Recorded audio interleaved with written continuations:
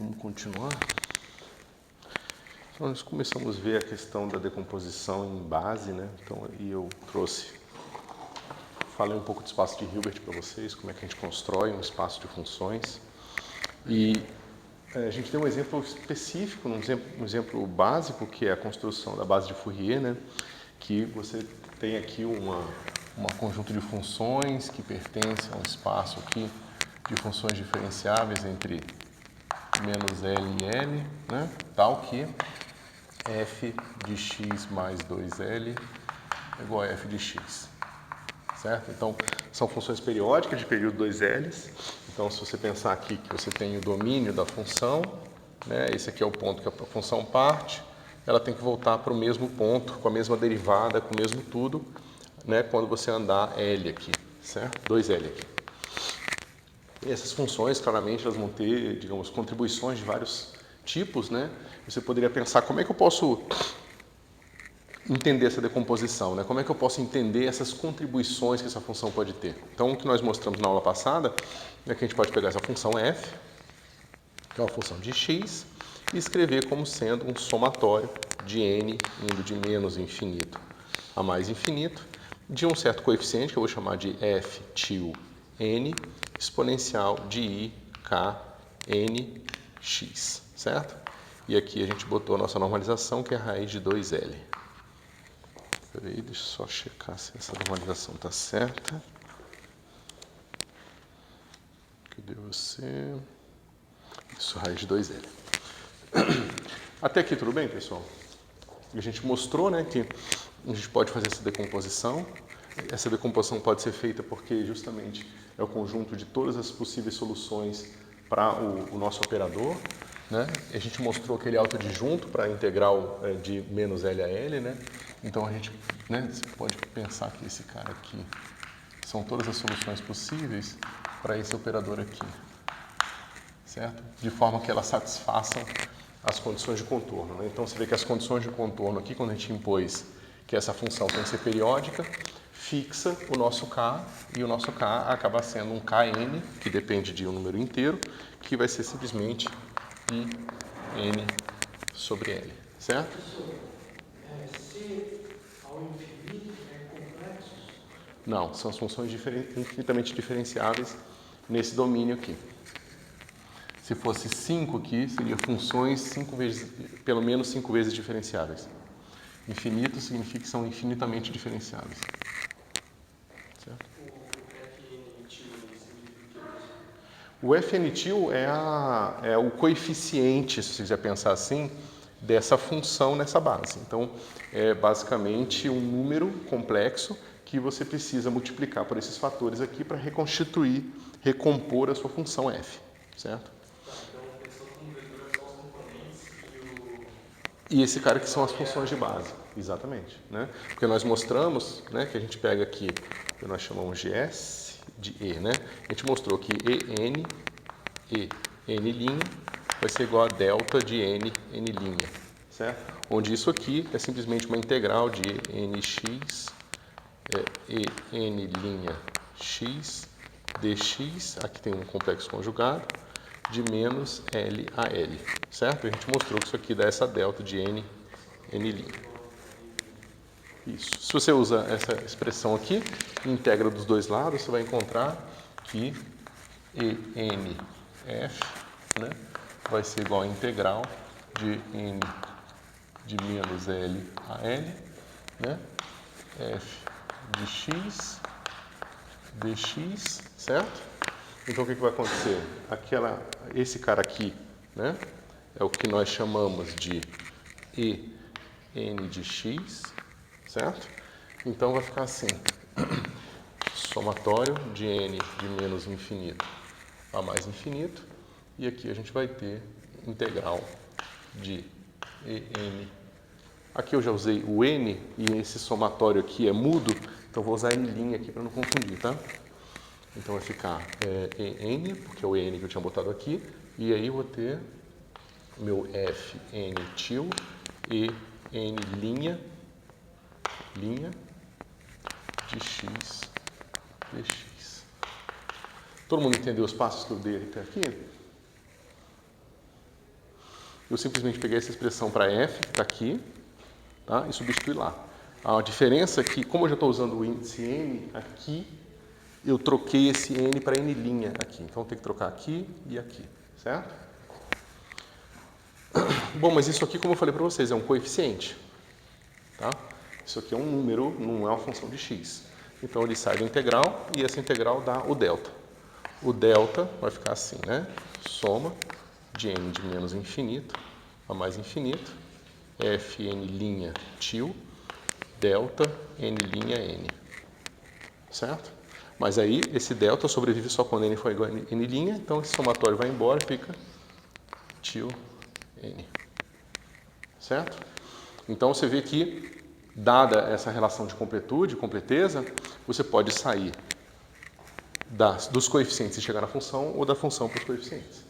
Tá certo? É a mesma coisa você escrever um vetor em termos de x chapéu, y chapéu, z chapéu, e vice-versa. Pegar uma combinação desses caras e constituir o vetor. Certo? Usando o produto interno, né? Ou seja, isso aqui é a mesma coisa de dizer que essa expressão que a gente acabou de obter é esse cara aqui, ó. Certo? Eu peguei esse cara aqui e peguei a componente do vetor v na direção x chapéu e encontrei que é o v1. Certo? Não tem nada de diferente. A diferença, assim, crucial é que a dimensão do espaço é diferente. A dimensão do espaço é diferente. Aqui eu tenho 3 dimensões e aqui eu tenho infinitas dimensões. Certo?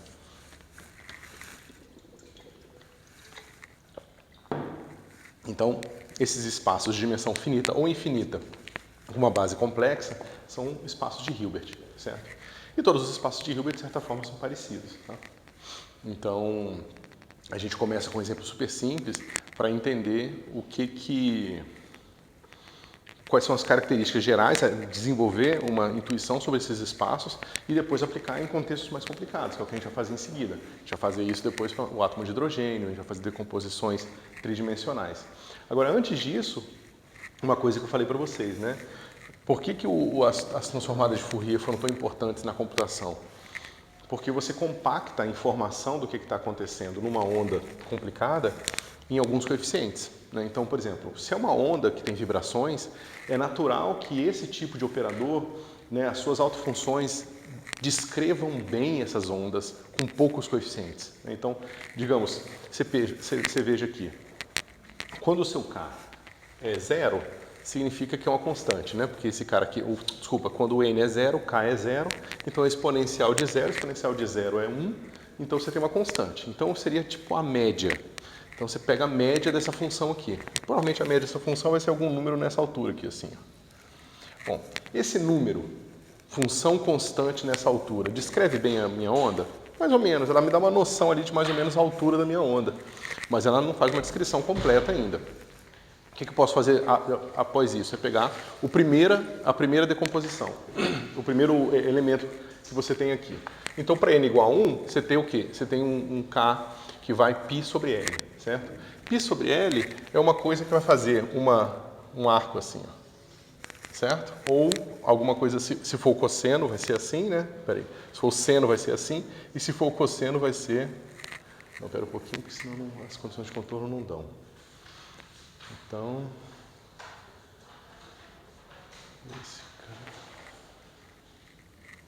aqui fica um pouco mais complicado. Vamos pensar só no seno mesmo, que é mais fácil. Então, você veja, eu posso pegar essa função aqui, ó, que é uma função que vai fazer um arco completo daqui para cá, e posso, digamos, somar com essa função constante. Em vez de ter uma função constante, eu vou ter uma função que vai fazer assim só. Né? Então, a soma das duas vai ficar assim. Você vê que eu estou me aproximando de uma função que descreve um pouco melhor as minhas ondas, tá certo? Agora imagina o seguinte, imagina que essas ondas, você vê que elas têm um comprimento aqui, ó, que é, sei lá, tem uma certa largura específica. Tem uma outra largura aqui, tem uma outra largura aqui. Quando o meu n for crescendo muito, eu vou estar descrevendo funções que oscilam muito mais rápido do que qualquer oscilação presente na onda que eu estou descrevendo. Então esses modos, eles vão ter cada vez menos importância. Significa que a amplitude deles, que são as potências desses modos, são cada vez menores, certo? Então, se você pega uma música, a música tem uma certa faixa de frequências que você está emitindo, né? Então a pessoa vai cantar ou o instrumento vai tocar e vai tocar com certas frequências. Frequências muito maiores do que aquelas e muito menores do que aquelas vão ser simplesmente com uma potência bem pequena.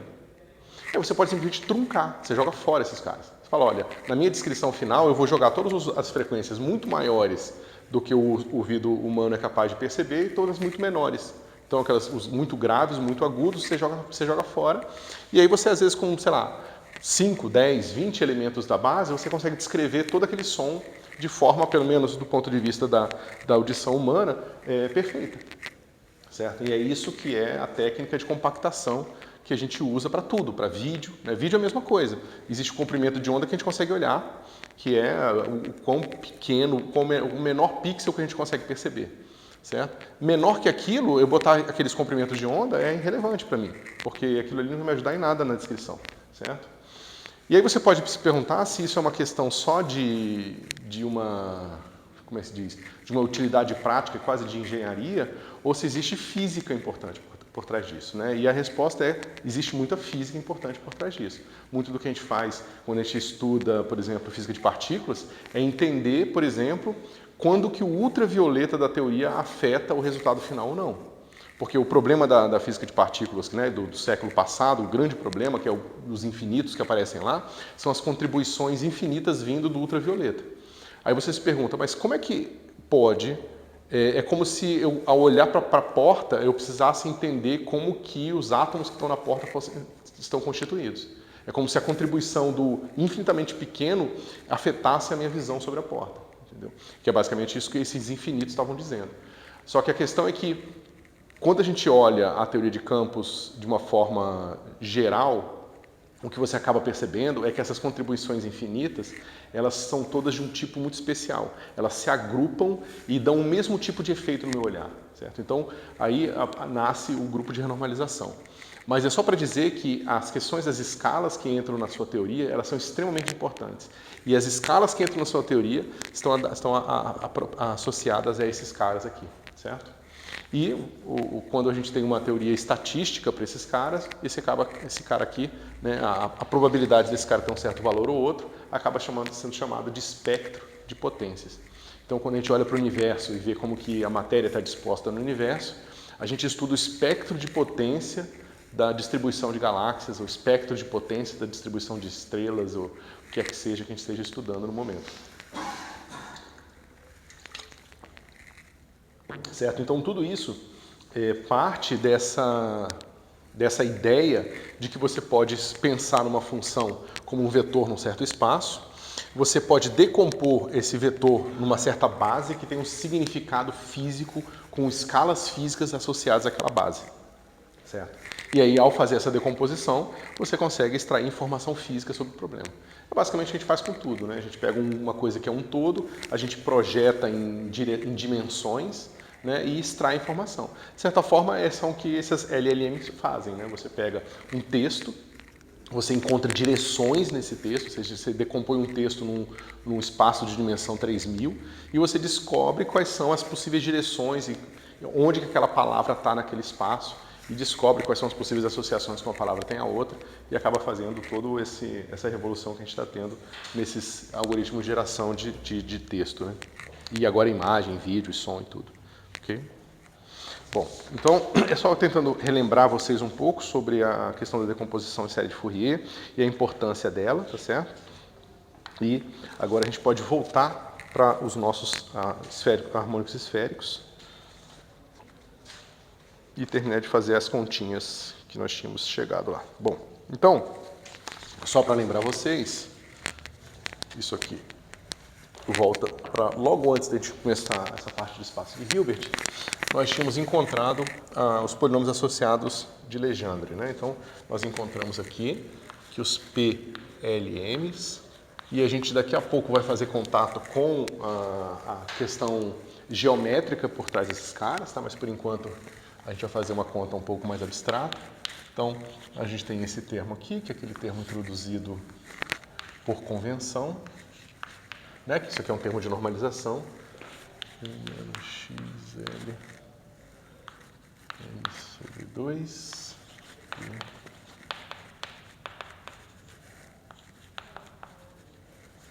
E aqui. Tá? Alguém tem alguma dúvida sobre essa fórmula? alguma coisa sobre como que eu escrevi, o que que significa cada coisa? Tá tudo claro para vocês?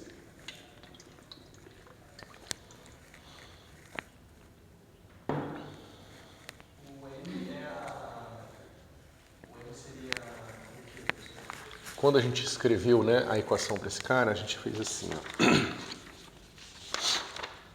Cadê? A gente começou com essa equação aqui, ó, x ao quadrado, y duas linhas, né, onde esse y são as funções gerais, cuja essas aqui são soluções específicas, tá?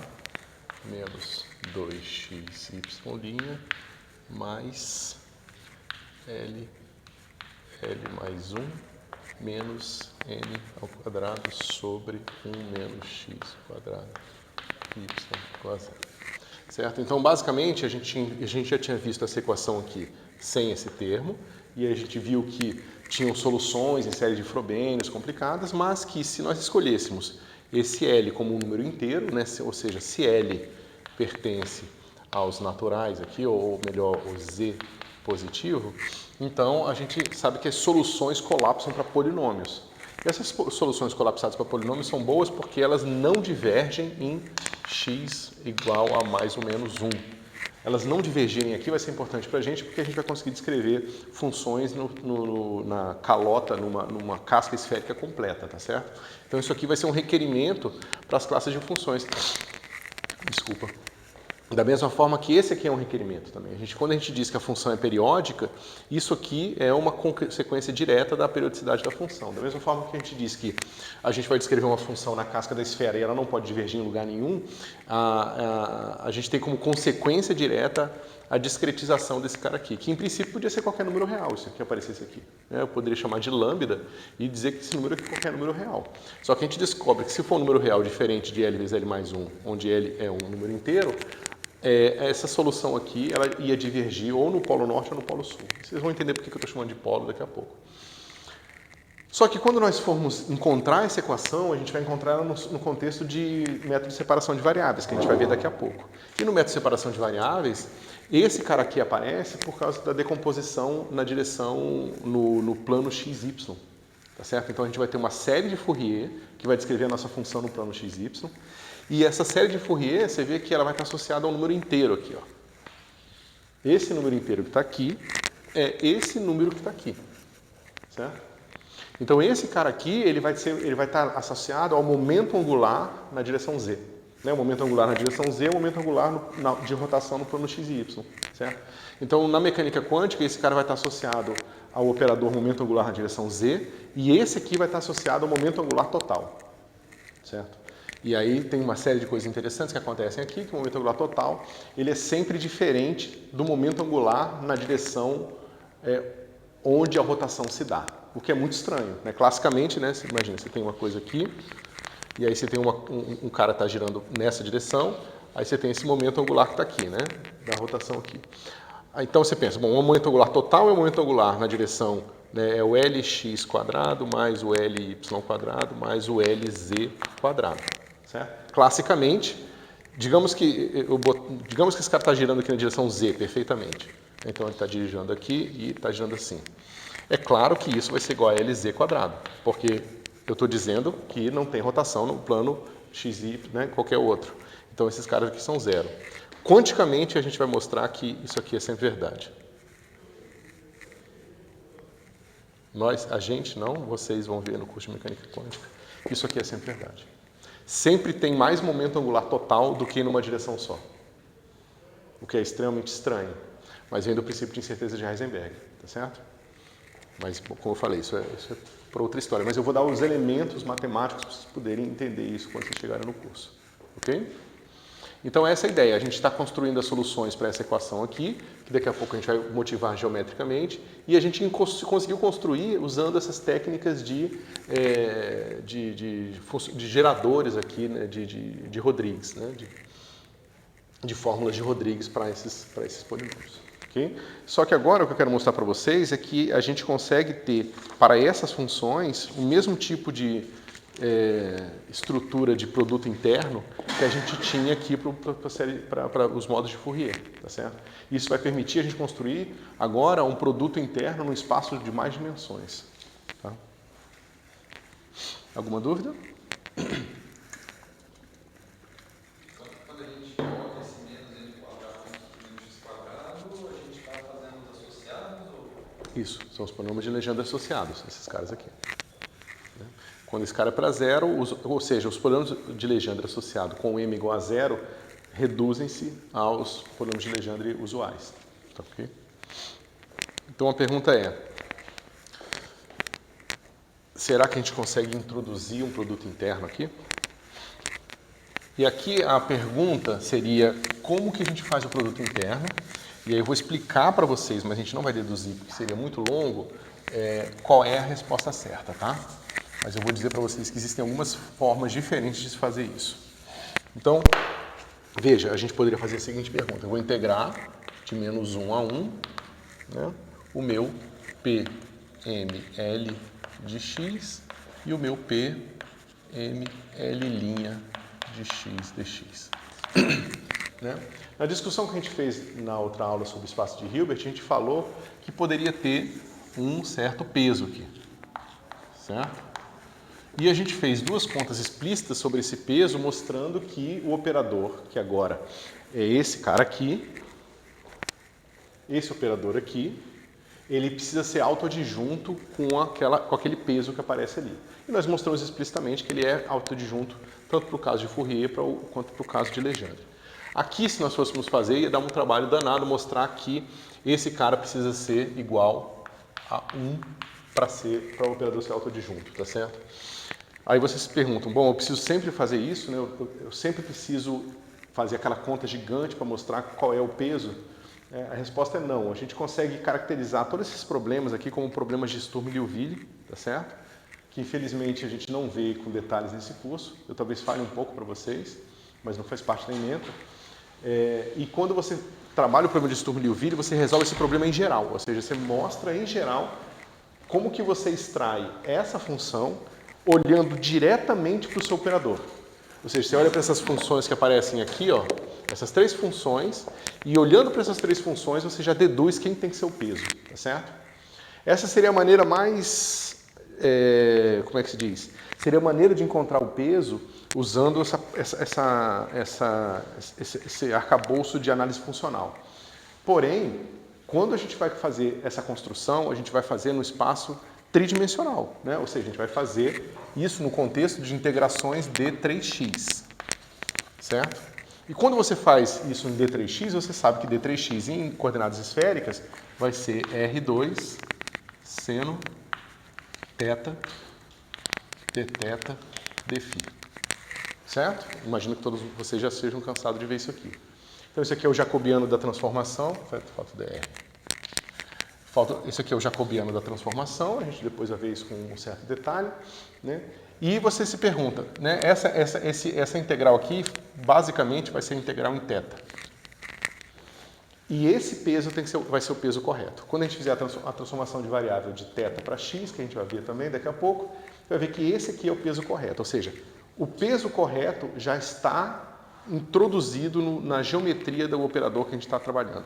E desse operador, que vai ser o laplaciano, vai sair um pedaço desse operador, vai ser essa equação aqui, certo? Então, você nem precisaria, ou nem poderia, na verdade, ficar procurando pesos diferentes. O peso já está determinado pela geometria do espaço ambiente onde você está decompondo suas funções, tá certo? Mas existem essas várias maneiras de você abordar esse problema e entender como é que ele se dá, tá? Isso a gente vai ver daqui a pouco. Bom, antes disso a gente vai fazer essa conta aqui, ok? Alguma dúvida até agora sobre qual é a montagem do problema, qual é o nosso interesse, né? Ou seja, o interesse agora é ver se esses dois caras aqui são de fato linearmente independentes, se eles são, melhor, ortogonais ou ortonormais, tá?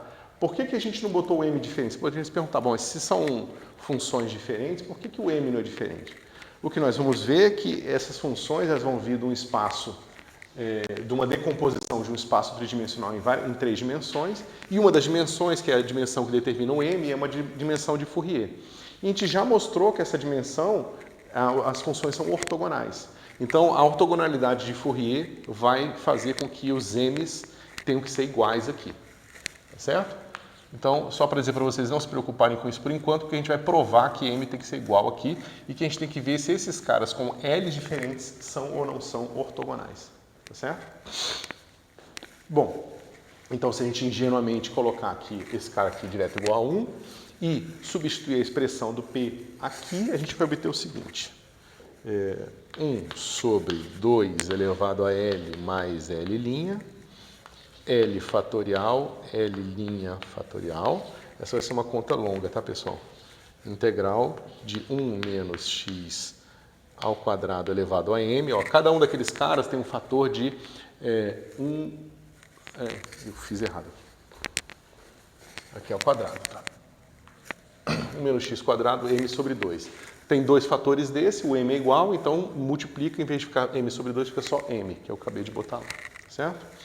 E aí a gente vai ter o seguinte, derivada L mais M, dxL mais M, de x ao quadrado menos 1 elevado a L, é um fator, e o outro fator está aqui, derivada L' mais M, dxL' mais M, e x ao quadrado menos 1 elevado a L'.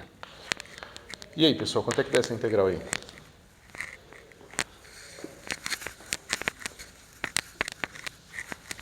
Como é que vocês fariam, desculpa, essa integral? É impossível saber quanto é que dá, né?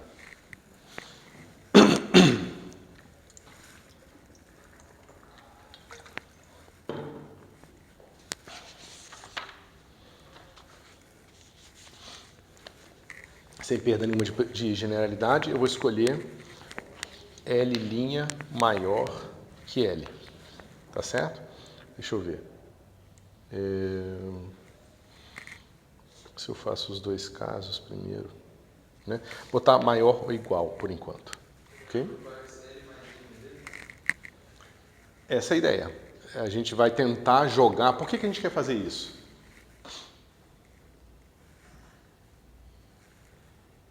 O que vocês acham?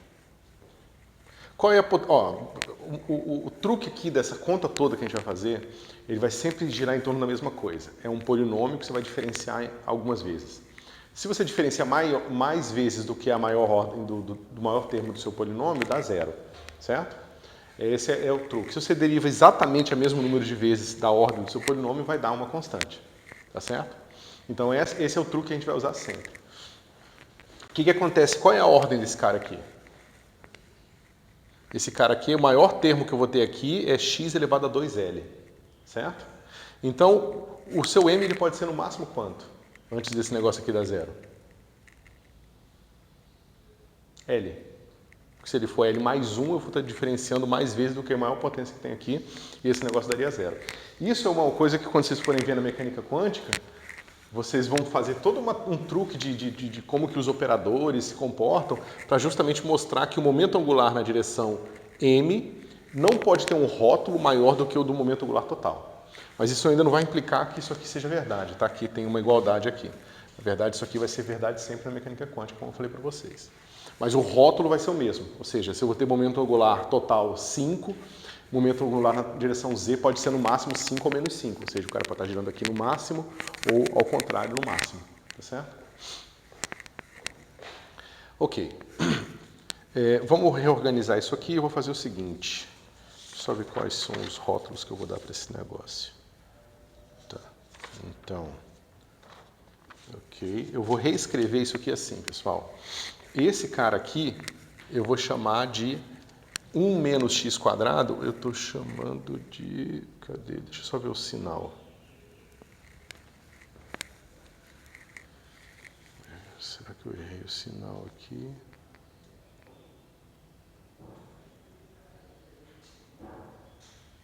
Ah, tá. Espera um pouquinho. Tem o menos 1 elevado a m, ó. Vamos lá. O menos 1 elevado a m, ele está aqui, certo? Quando eu coloquei aqueles dois caras juntos, esse menos 1 elevado a m entrou aqui, tá certo? E aí eu posso trocar o sinal. Então eu tenho que deixar o menos 1 elevado a m... Ah, não, pera um pouquinho. Tá, isso. Quando eu peguei aquele cara ali ao quadrado, eu tenho menos 1 elevado a m ao quadrado. Então vai ficar menos 1 elevado a 2m. Isso é sempre 1. Tá? Então eu teria esse 1 aqui da forma que eu tinha escrito mesmo. Só que eu posso fazer agora é o seguinte, eu posso trocar o sinal aqui dentro para ficar todo mundo igual, tá vendo?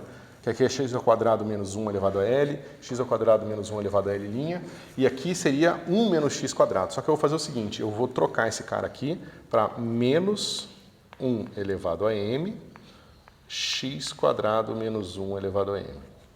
Certo? E aí eu vou chamar esse cara aqui, ó, de Rm. Rm. Certo?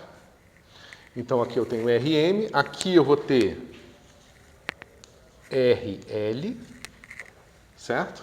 E aqui eu vou ter Rl', certo? Então, para a notação ficar mais compacta, eu vou escrever assim, ó. Aquilo tudo vai ser igual a menos 1 elevado a m e 2 elevado a l mais l', l fatorial, l' fatorial, certo?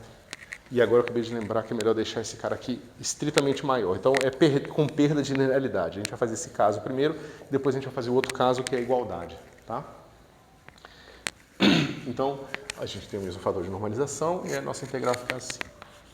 Rm, aí Rl diferenciado L mais M vezes, certo? E Rl' diferenciado L mais M vezes dx, certo? Bom, qual é a maior potência do RL, né? Então, vamos escrever aqui para a gente ficar com RL. Ele vai ter, eu vou botar um tio aqui só para dar a maior potência, tá? A maior potência desse negócio vai ser x elevado a 2L. Naturalmente que o nosso Rm, ele vai ser x elevado a 2m, né? Mas mais importante que isso é que o RL, L mais m vezes diferenciado, vai ser como, pessoal? Primeiro vamos só caçar o fator, tá? Qual é a potência que vai estar, a maior potência desse polinômio aqui? Vai ser x elevado a 2L, que eu diferenciei L mais M vezes. Mas isso aqui dá menos L menos M. Todo mundo concorda? Não é igual, não. É só a maior potência. Se eu pego um polinômio de ordem 30 e diferencio 5 vezes, ele vai ter, o maior termo dele vai ser de ordem 25, certo? Porque, né, quando eu diferencio uma vez, 29, duas vezes, 28 e assim por diante. Então, esse cara aqui vai ser L menos M, certo? Então, eu tenho aqui L menos M e M, ok? Bom, vamos fazer agora a brincadeira de fazer isso aqui por partes para a gente ver como é que fica, né? Então vai ter assim, menos 1 elevado a m, 2l mais l', integral. Agora, eu vou fazer o seguinte, eu vou chamar esse cara aqui de u, certo? Espera aí. Deixa eu ver se foi isso que eu fiz. Isso. Então, veja. Não, peraí. Tá. Eu vou chamar isso aqui de U. Certo? E qual é a potência de U? Deixa eu escrever aqui embaixo. Então, qual a maior potência de U, pessoal? A gente sabe que é M, 2M, e esse cara aqui a gente acabou de ver que dá isso aqui. Certo? Então, U é x L mais M. Porque eu multipliquei por esse cara aqui. Tá certo? Então fica 2L menos L menos M mais 2M. Então vai ficar L mais M. Certo? Então eu vou ter U. E aqui eu vou ter D dx. Eu vou pegar uma derivada que está atuando aqui e vou explicitamente retirar ela. E vai ficar assim, derivada de RL', L' mais M menos 1. Todo mundo entende o que eu fiz aqui, pessoal? Eu só separei explicitamente uma das derivadas.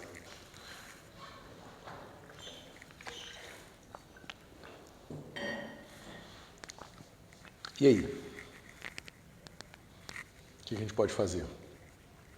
Faz por partes, né? Eu vou pegar essa derivada aqui, escrever a derivada total, isso é menos 1 a 1.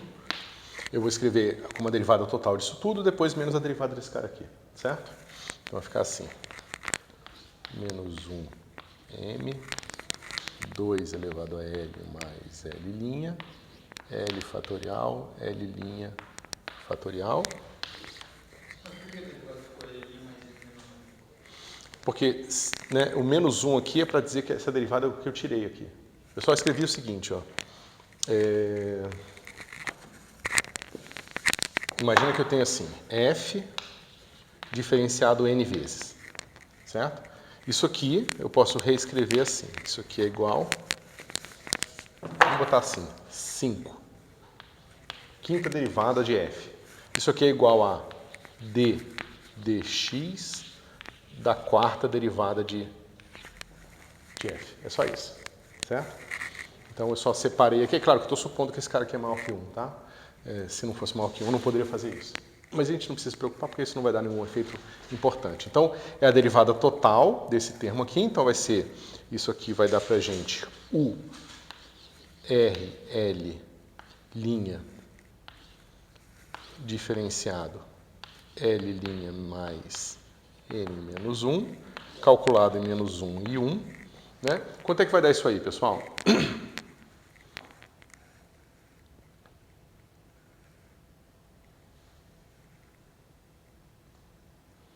Olha para o U, tem esse RM aqui, ó. Tá vendo o RM? O R é sempre 0 nos extremos, certo? Porque o R é sempre assim, né? É alguma potência de uma coisa que vai para 0 nos extremos, que é, no nosso caso, é x ao quadrado menos 1. E mais ou menos 1, isso aqui dá 0, certo? Então, o que eu preciso fazer para esse cara não dar 0 nos extremos? Diferenciar ele pelo menos m vezes. M vezes, não 2m vezes. 2m é para isso aqui dar uma constante. Eu preciso diferenciar ele pelo menos m vezes para não sobrar nenhum fator, para ter pelo menos um termo que não sobra nenhum fator de x² menos 1. Porque enquanto sobrar um termo de x² menos 1, esse negócio vai dar 0 nos extremos. Tá certo? Isso está claro, pessoal? Então, que esse negócio aqui é 0? Vai ficar menos, e aí, integral de menos 1 a 1 de U', R, não, U' não vou botar assim, vou botar assim, U1, só para não misturar as notações. R, L', e aqui L' mais M menos 1, certo? Dx. E aí? O que a gente faz agora?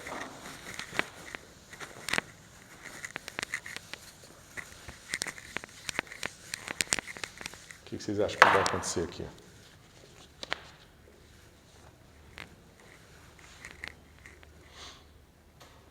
Veja, esse cara aqui, ainda nos extremos, ele ainda vai para 0, porque eu derivei só uma vez ele, certo? Eu posso ir tirando as derivadas e passando para cá, certo? O que vai acontecer quando eu passar todas as derivadas? Ou melhor, quando eu passar L mais M derivadas para lá?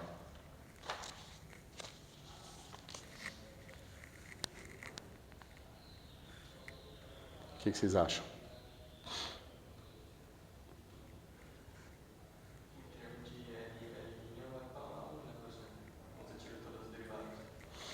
Mas tem que tomar cuidado, porque aqui é L', e ali o L' é necessariamente maior que L. A gente está fazendo o caso em que L' é maior que L. Se eu passo para cá L mais M, L' mais M vezes para cá, esse cara aqui vai ter mais derivada do que a maior potência dele. Dá para ver ainda? Dá para ver já? Deixa eu fazer mais, deixa eu ver o passo que eu dei aqui rapidinho.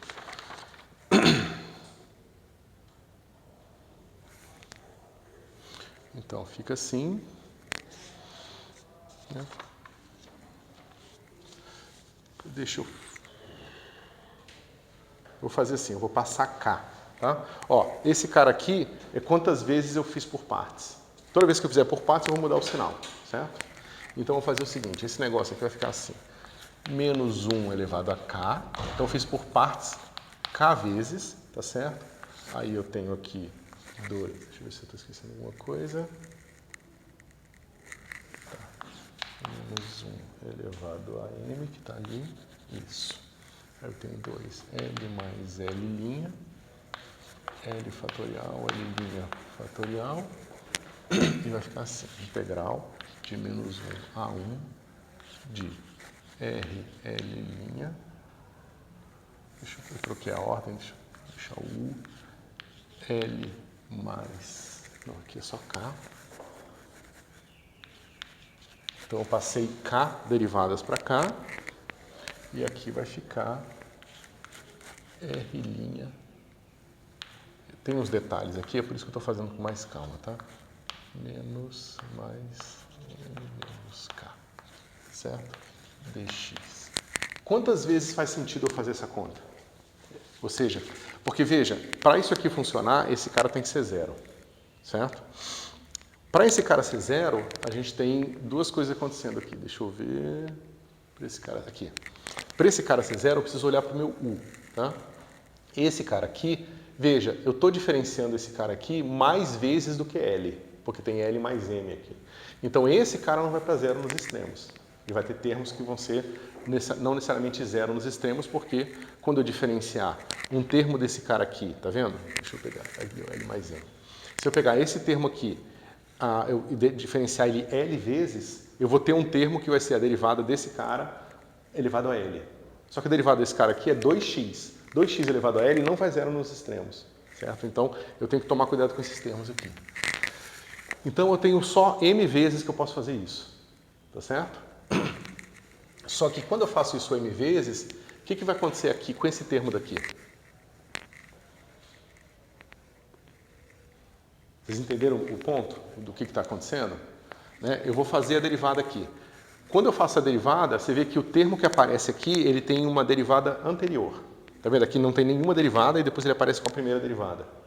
Então, o termo que eu fiz antes para chegar nesse cara aqui, o termo que eu joguei para 0 foi um termo de UK menos 1, não tem esse cara aqui, e eu tenho um termo que é assim, R L' mais M menos K. Esse cara é o mesmo que aparece aqui já, tá vendo? Então, isso aqui vai ser 0 quando?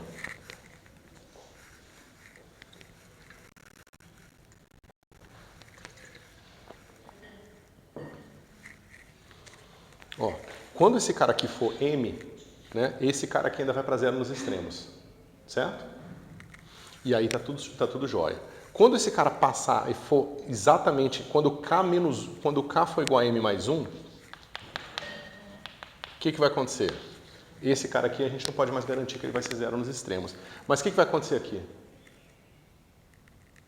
Aqui eu vou ter derivada L', peraí, que faltou alguma coisa aqui, faltou, aqui é linha, né? Aqui é R', L' mais M menos K, certo? Então, quando o meu K for M mais 1, esse cara não vai 0 nos extremos, mas quando eu colocar aqui vai ficar assim, L' mais M menos M mais 1. Mas isso é L' menos 1. Aí o que acontece é que esse cara agora aqui vai sobrar um termo de x² menos 1 nele. E ele que vai para 0. Então eu consigo passar mais que m derivadas para lá, porque, ora, esse cara vai para 0, até o meu k ser igual a m, e quando o k for m mais 1, que é o próximo termo que esse cara não iria para 0, esse passa a ir para 0. Tá certo? Ok. Por isso que eu falei que é um pouquinho mais delicado. Então eu consigo passar mais derivadas para lá, tá certo? E eu poderia passar agora quantas derivadas eu quisesse a mais, até o meu L máximo, porque o meu L' é maior do que o L, né? O meu L' é maior que o L, então eu posso passar todas as derivadas que eu quiser para lá, ok? Mas o que acontece quando eu passo, né? Quando eu vou escolher agora, deixa eu escolher o meu K como sendo L mais M. Como é que fica aquilo ali?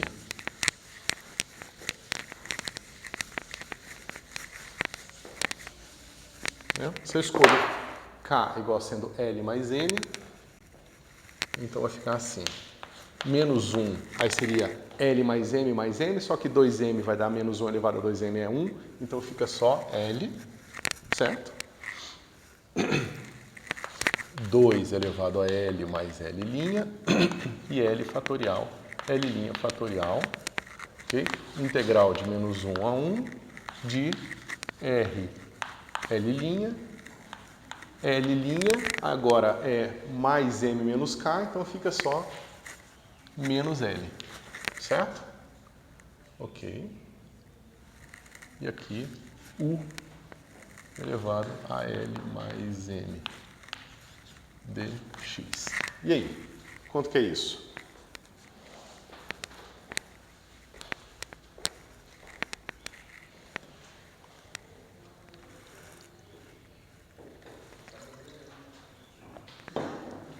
Por que vai zerar?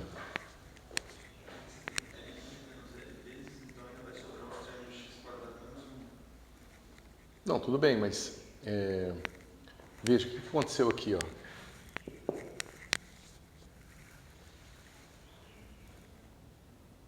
Espera um pouquinho. Deixa eu ver se... Aqui, né? É L mais M, tá certo. Por que vai dar zero?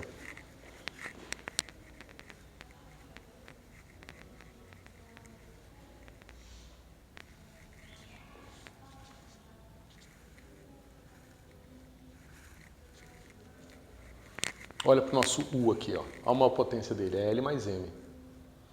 Se eu passar mais um termo para lá, o que vai acontecer? Esse termo aqui continua indo para zero nos extremos, certo? Porque o L é maior que L', então eu posso passar mais uma pelo menos. E esse cara aqui vai ficar o L mais M mais 1. Mas eu estou diferenciando o meu U, e meu U tem a maior potência dele, a gente já fez a conta aqui atrás. A maior potência que está dentro do meu U é L mais M. Se eu diferencio L mais M mais uma vez, isso aqui dá zero.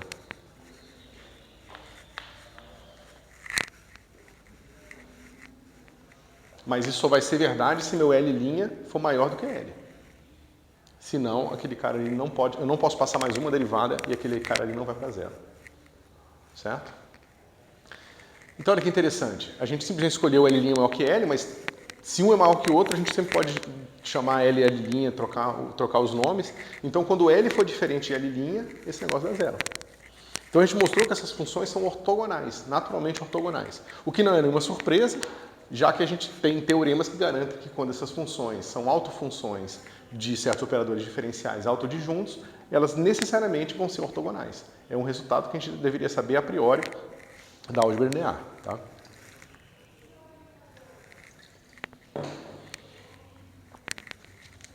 Bom, e agora a gente vai fazer a parte um pouquinho mais chata, que é o que acontece quando L é igual a L'.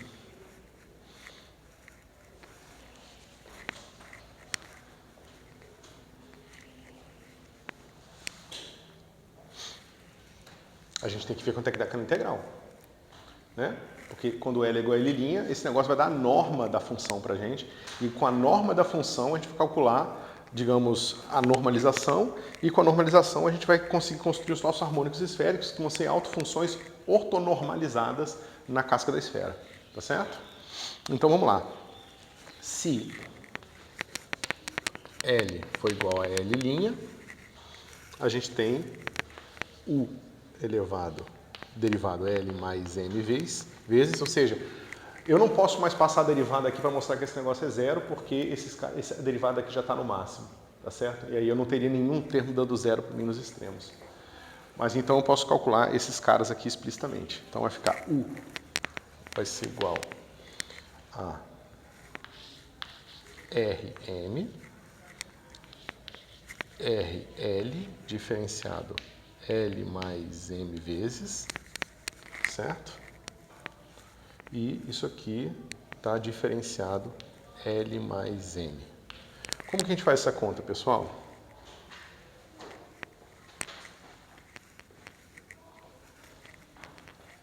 que vocês acham?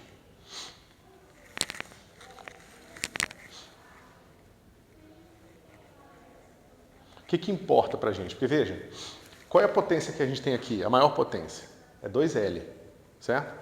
Quando eu diferenciar L mais M vezes, vai ficar L menos M, certo? Quando eu diferenciar esse cara aqui, vai ficar... diferenciar não, isso. Quando eu multiplicar por esse termo aqui, qual vai ser a maior potência que vai ter? É aquela que a gente tinha calculado ali, L mais M. Só que eu estou diferenciando L mais M vezes. Então, nada daqui, da complexidade toda que vai vir de todos os termos, da aplicação da regra de Leibniz, vai ser importante para mim. Basta eu seguir o coeficiente que multiplica o polinômio de maior potência, certo? Então, eu posso simplesmente trocar esse cara aqui por x elevado a 2L. É o único termo que importa para mim. Todos os outros termos que vão vir vão ser zero. Isso está claro, pessoal? Bom, o que acontece quando eu derivo esse 2L, L mais M vezes?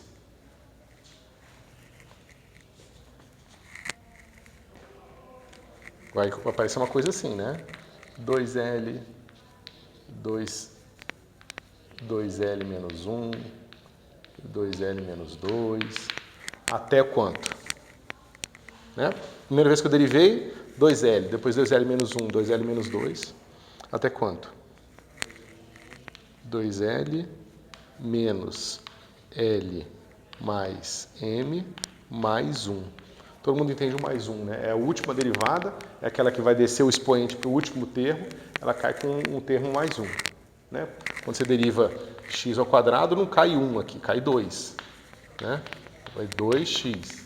Então é o 2, é o mais 1 aqui, certo? Ou seja, é a potência anterior que estava lá no expoente. Ok, então esse cara aqui, ele vai ficar assim, vezes x elevado a L menos M. Certo? Então esse termo aqui, eu posso reescrever ele sendo assim, ó. Isso aqui é 2L fatorial dividido por 2L menos L menos M fatorial. Todo mundo consegue ler ali? Né? Porque se eu divido por esse cara aqui, eu pego esse termo do fatorial que vem do de cima e os próximos termos que apareceriam aqui, eu estou dividindo por eles aqui e estou jogando fora, tá certo? Então isso aqui vai ficar x elevado a L menos M.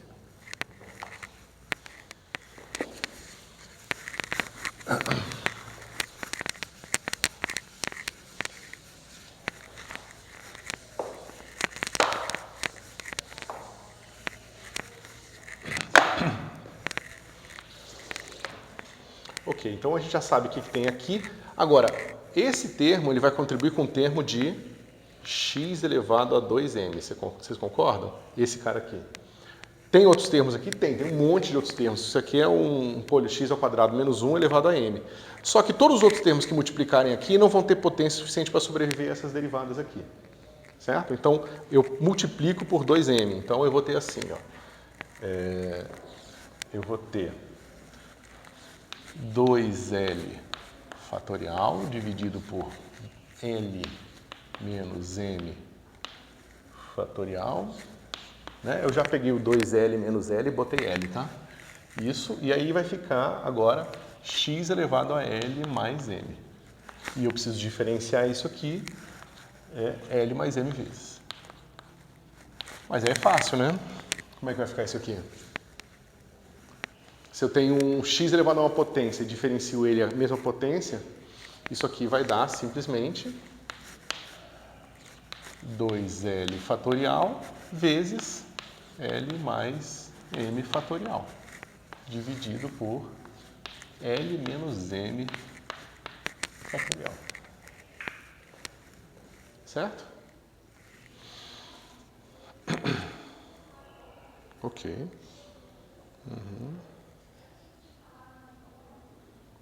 Deixa eu ver o que falta.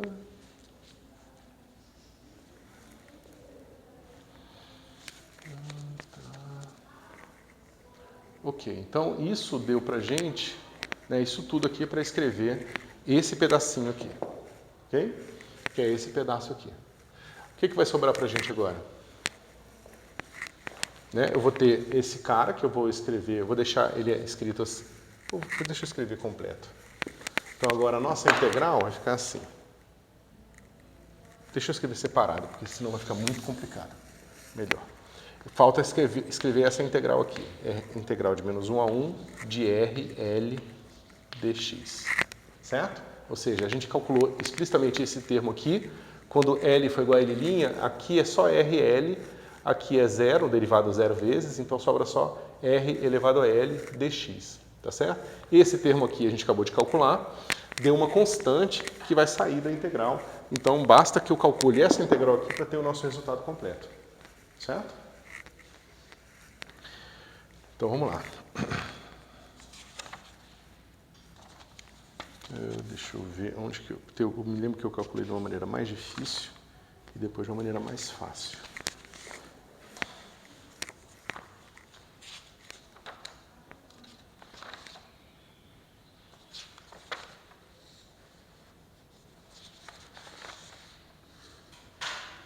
Cadê?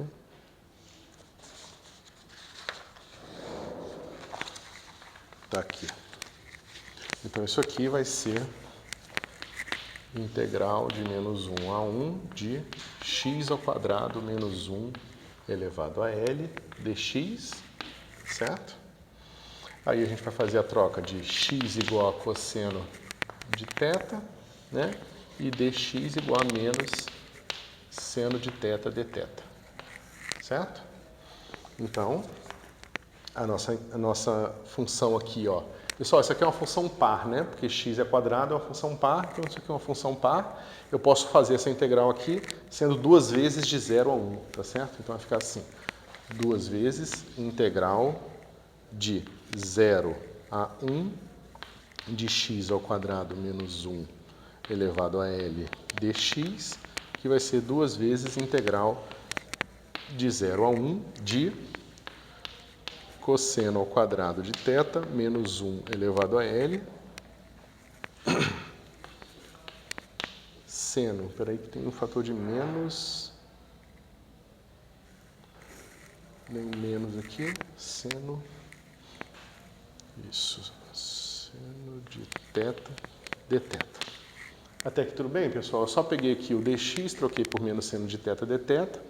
E a minha integral, em vez de 0 a 1, vai ser de 0, né? Seno começa em 0, vai até π sobre 2 para ser igual a 1. Π sobre 2.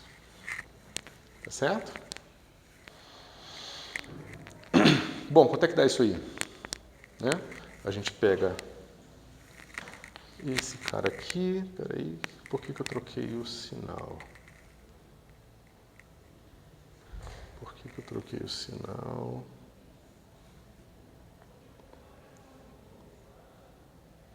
Desculpa, pessoal. Eu fiz errado aqui. É fácil ver que eu errei aqui, né? Porque 0 é quando o seno for π sobre 2. Né? O θ foi igual a π sobre 2. Então aqui é π sobre 2 a 0. Certo?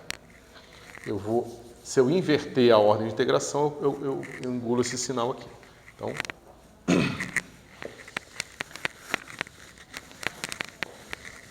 como é que vai ficar? Ok, isso aqui vai ficar igual a 2 vezes integral de 0 a π sobre 2. Cadê você? Está aqui. Menos 1 elevado a L. Veja, por que é menos 1 elevado a L? Isso aqui é cosseno ao quadrado menos 1. Isso é menos seno ao quadrado. Então, o menos eu já botei aqui fora, tá certo? Então, vai ficar assim. Seno de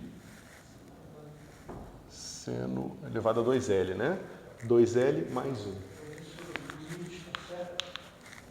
De 0 a π sobre 2, tá? Eu peguei o sinal aqui e troquei a ordem de integração. Né? De θ dθ. Ok? Então, essa integral é um pouco mais fácil de fazer. Como é que a gente vai fazer ela? Professor, só uma vez, seno elevado a 2L mais 1. Isso. Isso.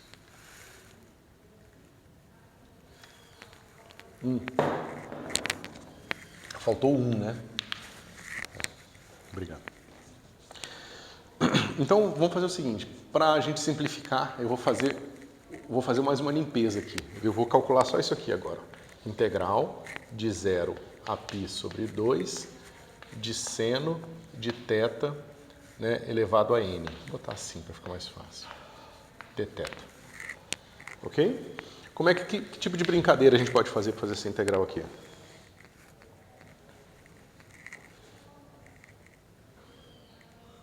Não sei se vocês lembram dos truques que a gente aprende lá em cálculo 1, mas uma das brincadeiras que você pode fazer é fazer por partes 2 vezes, fazer com que você volte à integral original, joga para o outro lado e divide, né? É basicamente essa a brincadeira que a gente vai fazer aqui. Então vai ficar assim, integral de 0 a π sobre 2 de seno de θ elevado a n menos 1, isso, e aí eu só separei um seno de θ dθ aqui, ó. Certo? Então, isso aqui vai ficar igual a integral menos de 0 a infinito, não, π sobre 2 e, espera um pouquinho, por que eu botei o menos? Ah, tá. Então, vai ficar assim.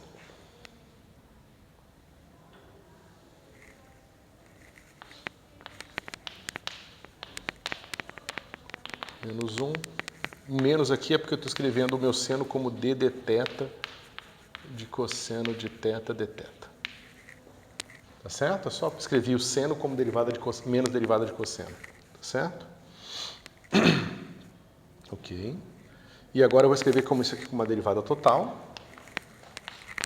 E vai ficar assim. Integral de 0 a π sobre 2. Eu vou botar um sinal de menos. D dθ de seno de θ elevado a n menos 1, é a derivada total vezes o cosseno. Né? Isso mais um termo que vai ser assim. Integral, deixa eu ver, 0 a π sobre 2. E o que eu fiz? Agora, a minha derivada age aqui, tá certo? Vai ficar n menos 1 seno de θ n menos 2. Por que eu botei o quadrado aqui? Está errado isso. Espera um pouquinho. Ah, não, tá certo. Vezes cosseno de θ dθ. Pessoal, por que o cosseno aqui fica ao quadrado? Porque, né, eu fiz por partes, então eu escrevi isso como uma derivada total, que é esse termo daqui, e eu tenho que subtrair, então somar, porque o sinal já está menos aqui, eu somo com a derivada desse cara aqui. Só que a derivada desse cara aqui vai dar seno elevado a n menos 1, né, desculpa, menos 2, vezes a derivada interna, que é a derivada de seno, que é cosseno, e aí eu já tinha um cosseno lá, ficou cosseno ao quadrado aqui. Né? Então lembra do truque que eu estava falando para vocês, a gente tem que fazer por partes e dar um jeito dessa integral ficar igual a essa aqui. Mas que jeito é esse? É só olhar para o cosseno ao quadrado e lembrar que a gente pode reescrever em termos de seno ao quadrado, certo? E aí a gente vai jogar o cara para lá.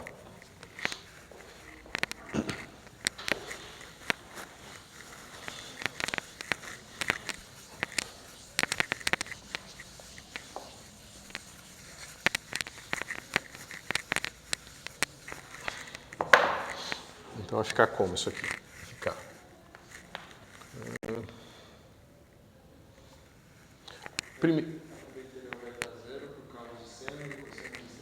Exatamente, exatamente. Vai sobrar só pra gente o quê? Vai sobrar, deixa eu ver se eu fiz muitos passos de uma vez aqui, ó. N menos 1, que é aquele fator numérico, integral de 0 a π sobre 2, aí eu tinha seno de θ elevado a n menos 2, que é aquele termo lá, isso, n menos 2, e o cosseno eu vou escrever como 1, cosseno ao quadrado vai ser seno ao quadrado, seno ao quadrado de θ menos 1, certo? Deixa eu ver se eu fiz bobagem, cosseno ao quadrado, não, é 1 menos, né?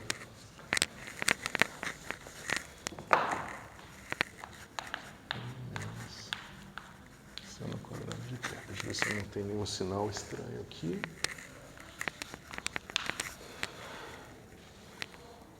E o termo Isso. Então, isso aqui vai ficar n menos 1 integral de 0 a π sobre 2,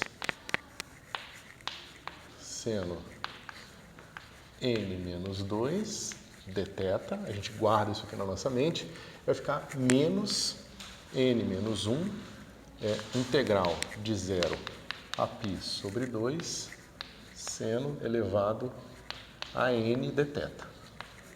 Vou botar assim. Certo? Mas isso aqui é o que a gente tinha, né? Isso aqui tudo vai ser igual, né, a de onde a gente partiu, que é a mesma coisa. Okay? O que a gente vai fazer? Eu vou jogar para a esquerda e vou dividir, tá certo? Então vai ficar assim. Quando eu jogo para a esquerda, esse cara fica positivo, então vai ficar n menos 1 mais 1. Corta o 1, eu divido por n, tá certo? Então vai ficar assim.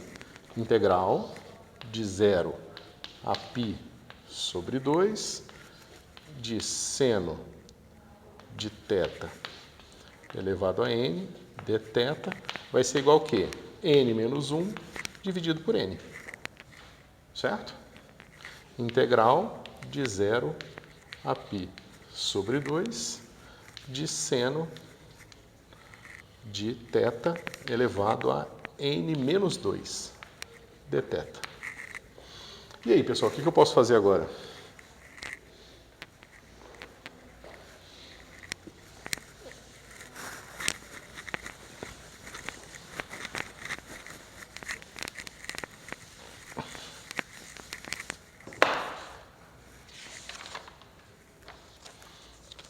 Eu posso repetir essa brincadeira. Toda vez que eu fizer essa brincadeira, eu vou diminuir a potência em 2 aqui. Tá certo? Então, se eu fizer mais uma vez, eu vou diminuir a potência em 2, mas veja, o que apareceu aqui era a potência que eu tinha menos 1 dividido pelo outro. Tá certo? Então, se eu faço mais uma vez, vai dar assim, ó. Integral de 0 a π sobre 2 de seno de θ elevado a n dθ vai ser igual a quê? N menos 1, N menos 3. Vocês concordam? Né? Dividido por N menos 2. Certo? E aqui é integral de 0 a π sobre 2 de seno de θ elevado a N menos 4. Certo? Dθ. Então eu posso ir fazendo isso aqui, só que veja, a gente começou nessa brincadeira aqui, ó, 2L mais 1, e L é um número inteiro. Então a gente sabe que aquilo é um número ímpar. A gente pode subtraindo 2 de número ímpar até chegar em 1, certo? Então, se eu faço isso, o que vai acontecer aqui?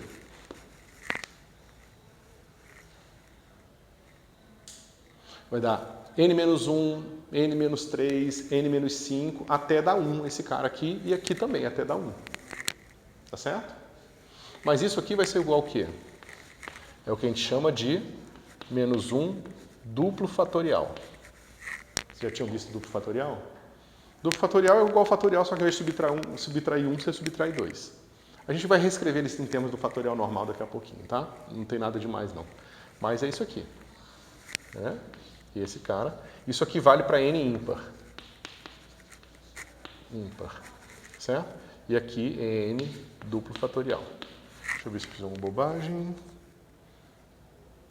Não. Aqui eu já botei em termos de L, tá?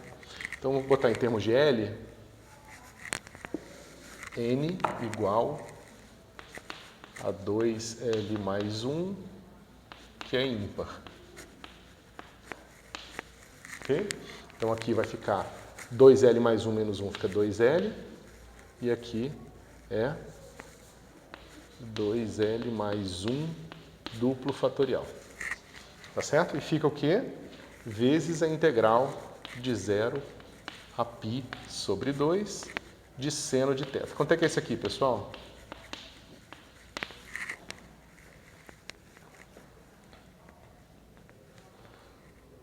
Quanto é que é a integral de 0 a 2π?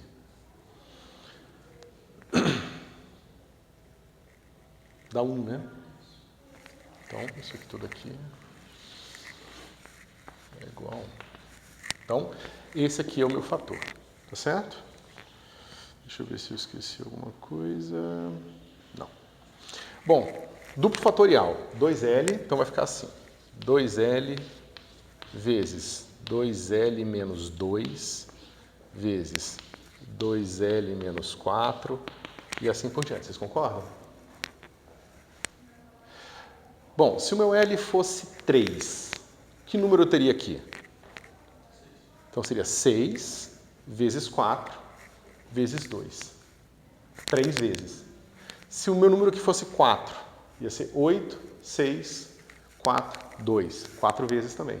Então, o L aqui é o número de fatores que eu tenho. Certo? Se L é o número de fatores que eu tenho, significa que todos esses fatores aqui, como esse cara aqui é sempre par, eu posso fatorar o 2. Então, vai ficar 2 elevado a L vezes L fatorial. Olha o que vai sobrar aqui. Vai ficar L vezes... Quando eu dividir esse cara por 2, dá 1. Quando eu dividir esse cara por 2, dá 2. Se eu dividir o 6 por 2, dá 3. Então, vai ficar 2 elevado a L vezes L fatorial. Então, isso aqui é igual a isso aqui. Então, isso aqui é igual a 2L duplo fatorial. Tá certo? Ok. Agora, outro truque. Esse aqui é o primeiro resultado que a gente vai precisar. Tá certo? E a gente vai precisar de outro resultado que é o seguinte. Cadê você? Por que eu fiz esse... Ah, tá, já sei. O próximo resultado, isso aqui a gente já não precisa mais. A gente vai voltar aqui, eu tenho as notas.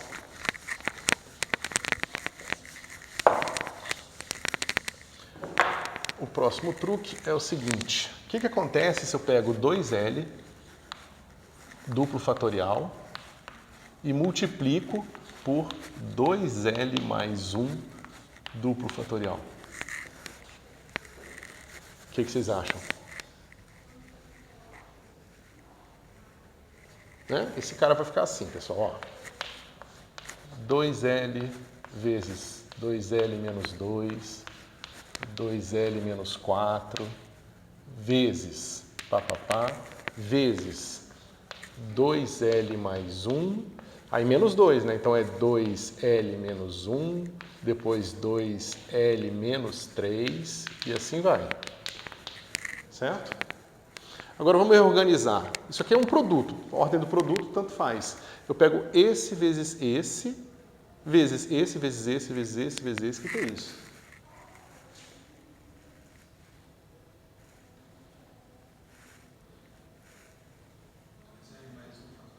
Isso. Isso aqui é 2L mais 1 fatorial. Porque ó, é esse vezes esse, vezes esse, vezes esse, vezes esse, vezes esse. Ó. 1 menos 1, é que é menos 1, menos 2, menos 3, menos 4, menos 5. Certo? Até o fim. Vai dar os fatores direitinho. Então, eu tenho isso aqui. Ok? Ou seja, isso tudo diz pra gente aqui, integral de 0 a π sobre 2 de seno de θ elevado a 2L mais 1 dθ vai ser igual a, veja, eu tenho esse fator aqui, eu uso essa expressão para escrever com esse fator ao quadrado em cima, tá certo? E o 2L mais 1 fatorial embaixo. Só que esse cara aqui é igual a isso aqui. Então vai dar esse termo aqui ao quadrado, certo? Vai ficar assim. 2 elevado a 2L, que é o 2L ao quadrado, vezes L fatorial ao quadrado, dividido por 2L mais 1 fatorial. Tá certo? É simplesmente reescrever esse pedaço aqui como sendo, né? Lembrando que esse cara aqui é igual a 2L mais 1 fatorial. Eu escrevi o denominador como sendo isso dividido por isso. Né? Aí ficou esse termo aqui ao quadrado no numerador. Né? Esse termo ao quadrado no numerador eu escrevi assim. Então ficou 2L vezes 2L, que é 2 elevado a 2L, e o L fatorial ao quadrado. Ok? Ok. Então, tá.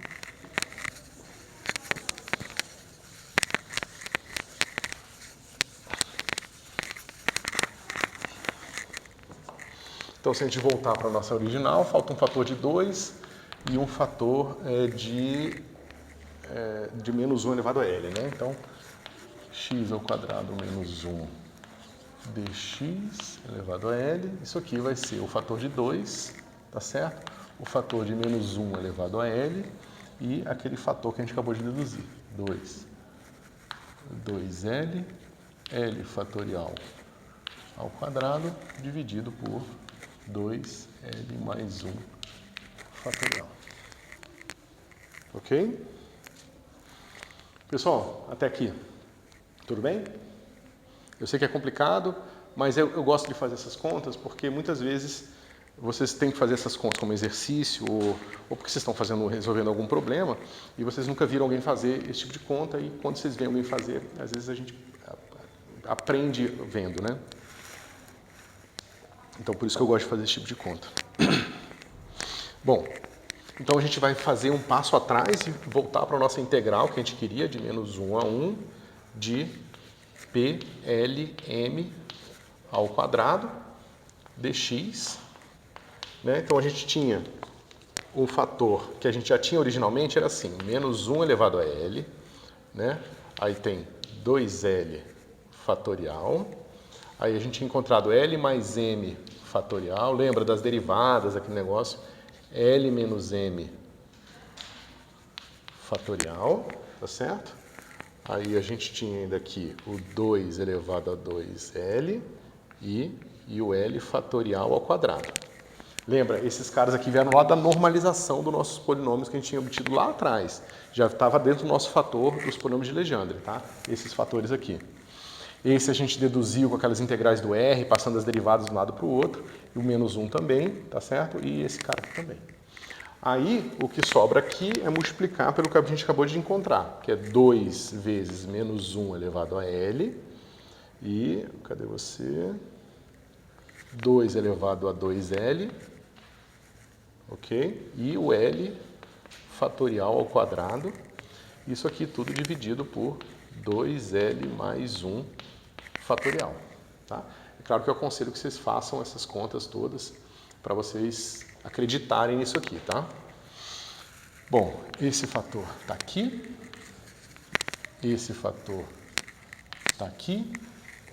Deixa eu ver mais que a gente corta. Esse cara aqui vai embora com esse cara aqui. Né? E vamos lá. Esse fatorial aqui, pessoal, ele tem esse termo fatorial em cima. Então ele vai cortar, vai ficar só 2L mais 1 aqui. Certo? Então isso aqui vai ficar assim, ó. 2 dividido por 2L mais 1, L mais M fatorial dividido por L menos M fatorial. Certo? E pronto, temos aqui a nossa normalização. Ok? O mais bonito é que vocês eventualmente vão ver isso no computador, se vocês tiverem interesse de ver a parte computacional disso aqui, e esse número aparece lá na hora que você faz a integral. Ou seja, se você quiser fazer numericamente a integral usando quadratura numérica, você vai ver que a integral vai dar esse número aí. Então, pode parecer uma coisa tediosa e longa, mas é extremamente importante e poderoso, porque você consegue fazer previsões de cálculos extremamente complicados e com uma fórmula analítica razoavelmente fácil de calcular, tá certo? Bom, o que a gente faz? O que nós vamos motivar agora é a introdução, e aí eu vou explicar já de onde que essas coisas vêm, dos harmônicos esféricos, tá? Então, como é que a gente faz isso? Bom, se a norma desse cara dá isso, eu divido pela raiz disso aqui para ter uma função normalizada, tá certo? Isso nos motiva a definir o que a gente vai chamar de harmônico esférico de ordem LM de x, tá certo? Vai ser igual a raiz de 2L mais 1 dividido por 2. E aqui eu vou ter L menos M dividido por L mais M, eu falo M, escrevo 1, L mais M, L menos M, fatorial, tá certo? Aqui é o nosso PLM de x, tá certo? E eu já vou introduzir aqui, ó, exponencial de IM φ, tá certo? E o nosso fator de 2L vai ser de fator de 2π, porque a gente vai querer funções, e eu vou explicar isso daqui a pouco, na próxima aula, nós queremos funções periódicas entre menos π e π. Nosso L vai ser π, então por isso fica 2π aqui, tá certo? Se você passa esse 2π para cá, você vai encontrar o famoso 4π aqui, tá certo? E esse cara aqui vai ser o nosso harmônico esférico, tá certo? Pessoal, é isso aqui que a gente vai usar para resolver problema de eletromagnetismo, mecânica quântica, tá? Frequentemente a gente vai querer fazer decomposições esféricas. Não porque o mundo necessariamente é esférico, mas é porque toda vez que você olha uma coisa de longe, não sei se vocês já viram isso em eletromagnetismo, mas o que importa são o que vai ser importante do ponto de vista de medida vai ser a expansão multipolar daquela coisa, certo? Ou seja, quando a escala da distância da observação é muito maior do que a escala da complexidade daquilo que você está olhando, você vê somente a parte esférica primeiro. Isso é uma coisa extremamente importante da física e tem a ver com o fato de a gente viver num mundo de 3 dimensões, tá certo?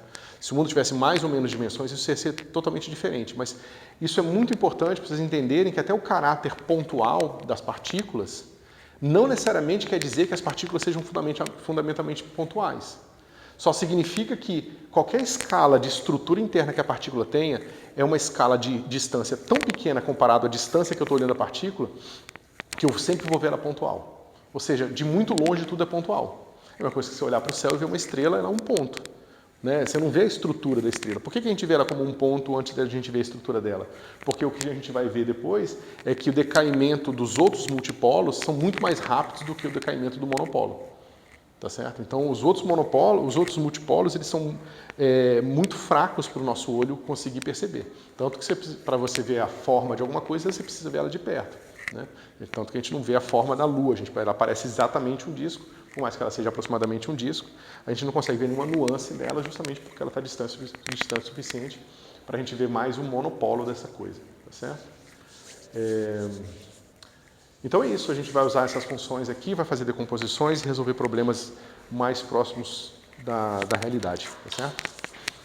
É isso.